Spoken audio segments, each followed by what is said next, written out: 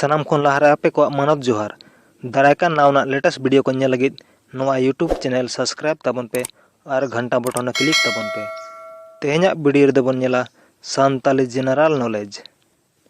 एक नंबर कुकली आदिवासी महासभा दो तीन साल रे बनाव लेना नवा लड़ाई 1936 साल रे।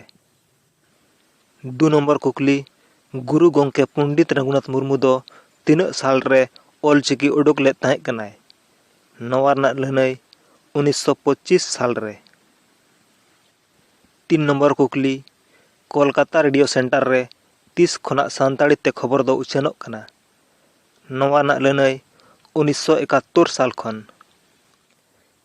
चार नंबर कुकली CNT एक्ट और SPT एक्ट रे पूरा ᱧᱩᱛᱩᱢ दो चेद नवा लड़ाई CNT एक्ट रे पूरा ᱧᱩᱛᱩᱢ दो छोटा नागपुर टेनेंसी एक्ट और SPT एक्ट रे पूरा ᱧᱩᱛᱩᱢ दो Santal Pargana tenancy act. 5 number कुकली रांची बिरदगाड़ रे 30 खन संताड़ी पार्ची ते पढ़ाव एहब लेना नवा लड़ाई 1983 साल खन। 6 नंबर कुकली पश्चिम बंगाल सरकार दो 3 साल रे ऑलचिकी आंगोज लेदाय नवा लड़ाई 1979 साल रे। 7 नंबर कुकली ASECA आसेका रेया पूरे ᱧᱩᱛᱩᱢ दो चेद कना नवा लड़ाई Adivasi socio education and culture association आदिवासी सावता सेचेद लाकचार सेमलेद। 8 नंबर कुकली झारखंड पोनोत रेया राजगाड़ दो ओका कना नवा लड़ाई रांची। 9 नंबर कुकली झारखंड पोनोत रिनिज पुइलू सिरा मंत्री दो ओकोय कनाय नवा लड़ाई बाबूलाल मरांगडी। 10 नंबर कुकली झारखंड पोनोत रिनिज पुइलू तिरले कैबिनेट मंत्री दो ओकोय कनाय नवा लड़ाई जोबा माझी।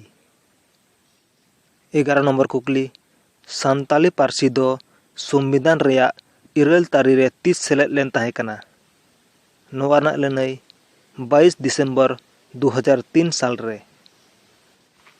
12 नंबर कुकली पुइलू ऑल झारखंड पठुआ गावता दो 3 साल रे बनाव आकना नवा लड़ाई 1983 साल रे।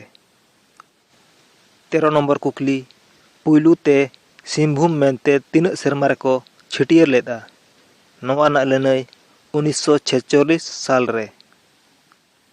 14 नंबर कुकली पुइलू ते झारखंड पार्टी रेया चेद चिन्ह ताहे कना नवा लड़ाई पुंड सिम सांडी। 15 नंबर कुकली खेरवाल को मुचेद दरबार ᱧᱩᱛᱩᱢ दो ओका नवा लड़ाई लो महल बांखान लो बीर दरबार हो मेता कना। 16 नंबर कुकली बोंगा को जाति दो चेद नवा लड़ाई गोसाई। 17 नंबर कुकली मानवा को पुइलू सगै दो चेद ताहे कना नवा लड़ाई बोया सगै।